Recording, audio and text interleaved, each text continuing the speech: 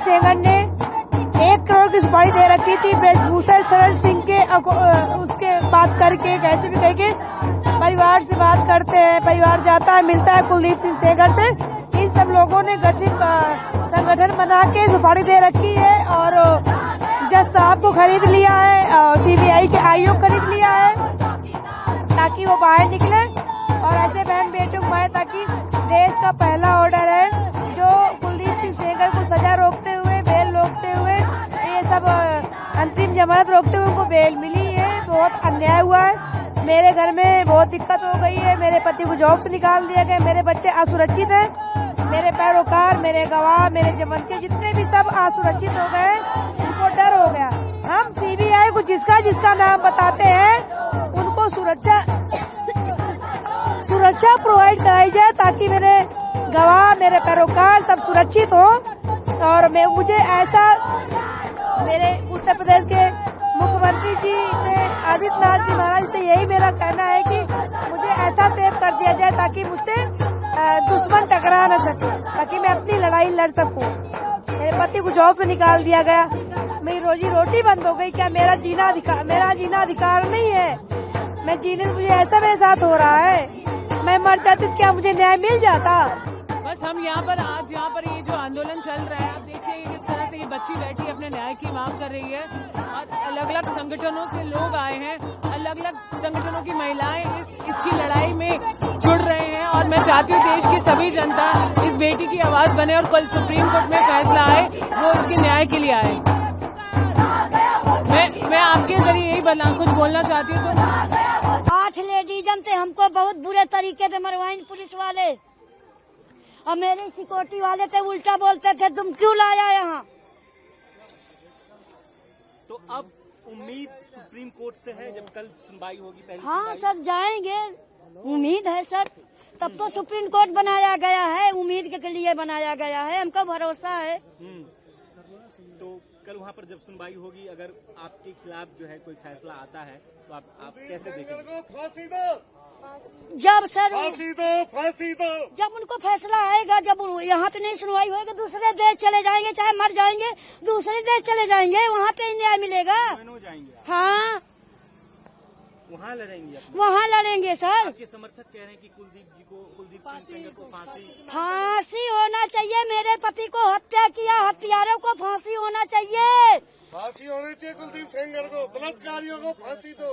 हिंदुस्तान में कानून लाओ। 1 महीने बहुत सारे लोग आपके साथ हैं, जनता दल पे भी थे, इंडिया गेट पे भी, कल पार्लियामेंट के ठीक सामने भी लोग बैठे थे।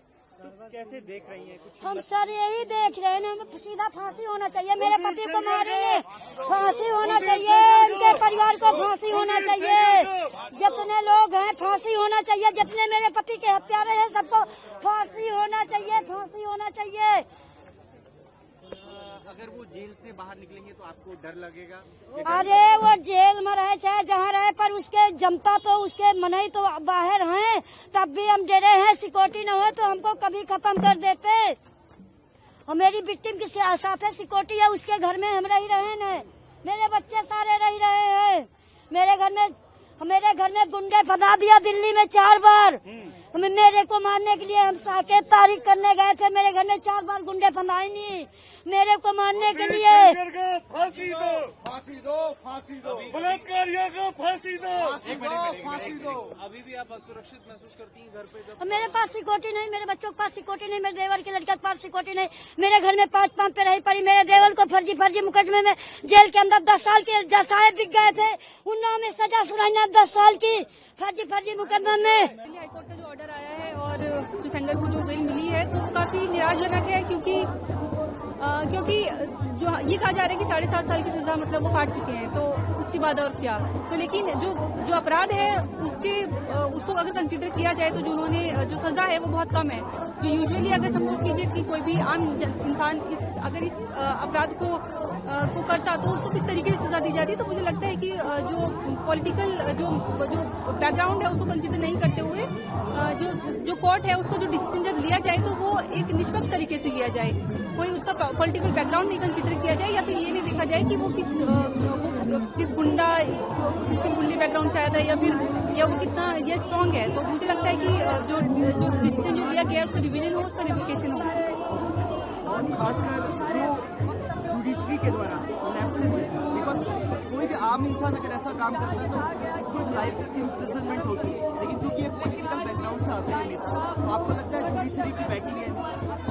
देखिएगा, ऐसी बात नहीं हम कह सकते कि जो जुडिशरी है वो गलत डिसीजन नहीं लेती, क्योंकि पास्ट में भी ऐसा हुआ है कि कई दफा भले वो हाई कोर्ट रहे हैं फिर सुप्रीम कोर्ट है, तो उन्होंने अपने जो डिसीजन है उनको रिवीजन किया है, उनको दोबारा से देखा है, उनके ऊपर दोबारा से डिसीजन दिए हैं। तो बस यही हम लोग की मांग है, जो जनता की मांग है, महिलाओं की यहाँ पर, कि जो डिसीजन जो कोर्ट ने लिया है उसको रिवीजन किया जाए और उसके निष्पक्ष तरीके से उसके ऊपर डिसीजन लिया जाए। और यहाँ तक भी हम डिमांड करते हैं कि जजेस हैं उनको मतलब जो केस को देख रहे हैं उनके अलावा जो मामला है वो दूसरे जजेस को ट्रांसफर किया जाए, ताकि जो निष्पक्ष तरीके से वो उसको रिवीजन तरीके से उसको रिवाइज कर सकें। इसको लेकर के हमारा यही कहना है कि जिस तरीके के ये अभी दिखाई पड़ रहे हैं, जो ये निर्णय आया है, इसमें पूरी तरीके से ये दिखाई पड़ रहा है कि एक अपराधी को बचाने के लिए किस तरीके की हमारे यहाँ की न्याय व्यवस्था काम कर रही है। और इसमें तमाम सारे ऐसे लैप्सेस मौजूद हैं कि एक इस चीज को लेकर के किसी एक अपराधी को रिहा कर दिया जाता है कि वो लोक सेवक है या नहीं, उसको माना जाएगा या नहीं माना जाएगा।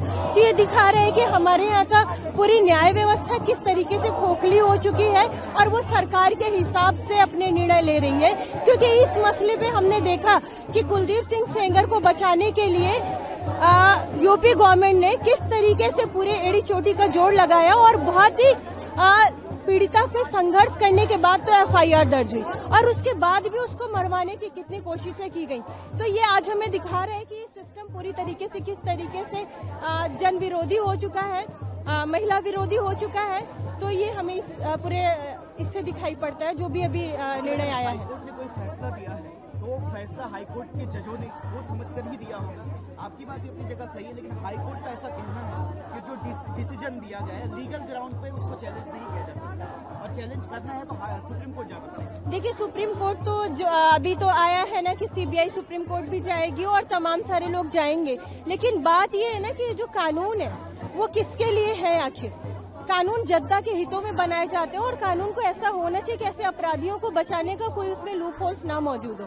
और अगर वो कानून में वो चीजें मौजूद हैं तो जनता को सड़कों पे उतर करके इसका रास्ता खोजना पड़ेगा, इसका प्रतिरोध करना पड़ेगा।